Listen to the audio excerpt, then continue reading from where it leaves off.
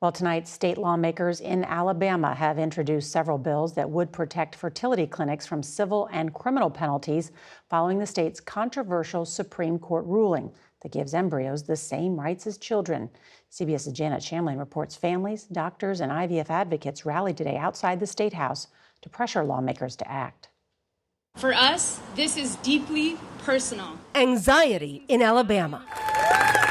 Doctors and patients pleading for legislation protecting IVF providers from civil and criminal prosecution following the state's Supreme Court ruling that frozen embryos are children. People telling their story is the most important thing that we can do. It was hard. Stories from patients like Sarah Houston, who had her uterus removed after a diagnosis of cervical cancer. So Vi's two best friends. Wanting another child, she endured the painful and expensive IVF process.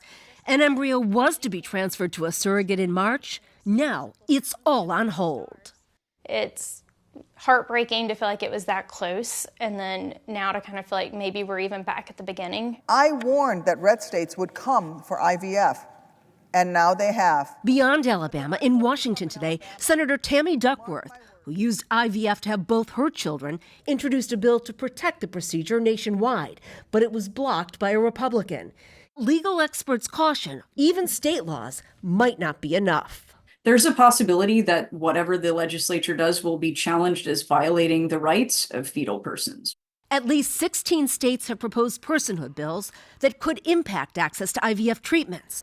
Florida lawmakers postponing their legislation just this week amid concerns it could impact the procedure. Do you need a bowl to put those in? Houston is holding on to hope for another child.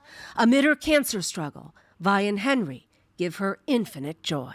They're awesome. And being a mom is awesome. What if you can't have that opportunity again? It would be devastating. Obviously, an embryo transfer doesn't mean that it's a guarantee that you'll end up with a baby. But without that, there's no hope of us having a baby. Alabama's Republican Governor Kay Ivey says she supports legislation that protects IVF and will sign it once it's on her desk. Norah? Janet Shamlian, thank you so much.